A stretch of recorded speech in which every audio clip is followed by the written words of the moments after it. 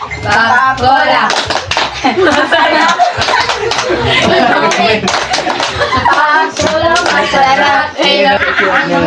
Mga apo, ano po yung Lola? May ikukwento ako ngayon sa inyo. Kakakanin kayo at mabinig kayo mga apo.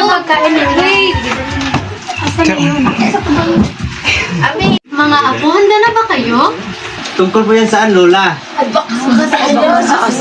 Baka tungkol yan sa Okay, manahimik na kayo mga apo. Ito ay tungkol kay Rizal. Kilala niyo ba kung sino si Rizal? Hindi po. Hindi po. Sino po si Rizal, Lola? Si Rizal ay isang matalentong bata. Isa siyang doktor, writer, artist, and most importantly, isa siyang patriot na who loved our country deeply. Alam niyo ba kung saan at kailan siya pinanganak? Kailan po, Lola? Si Rizal ay ipinanganak noong June 19, 1861 sa Calamba, Laguna. Lola, did he have any brothers or sisters?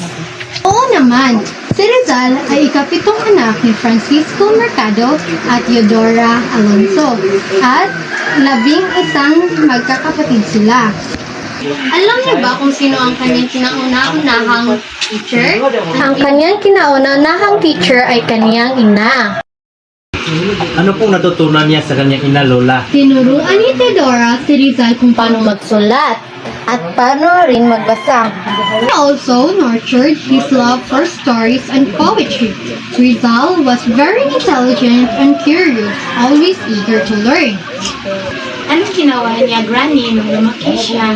Pumunta si Rizal sa Manila upang mag-aral at nag-travel siya sa Europa.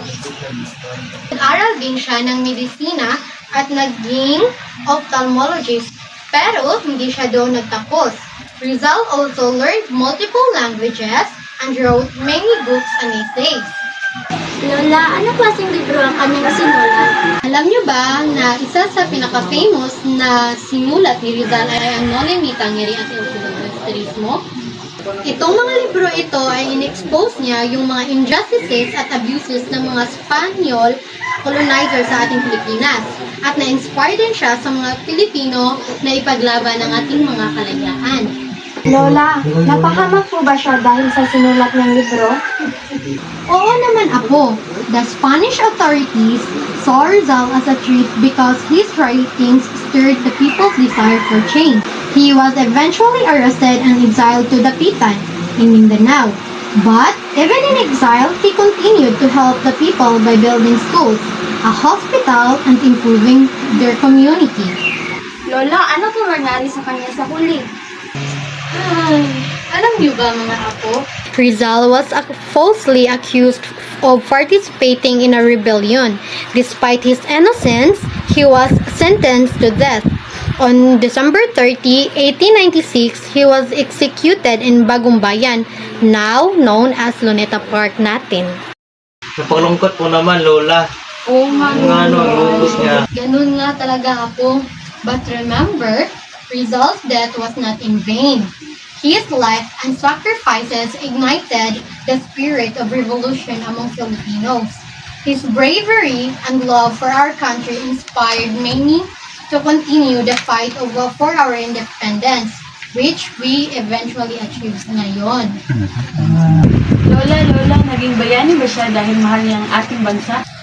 Exactly, Apo. Si Rizal showed us that true heroes are those who stand up for what it is. Even the face of great danger, he used his talents and intelligence to make a difference, and his legacy lives on in each of us. Thank you for the story, Grandma. I want to be brave like Rizal. Ako rin! Gusto ko maging bayani! Sigurado ako mga apo na magiging katulad din kayo ni Rizal. Pero huwag niyong kalimutan ang kanyang kwento and be proud of our heritage. Now, who's ready para sa ating kokwa? Kami! Ano na mga apo? Yay!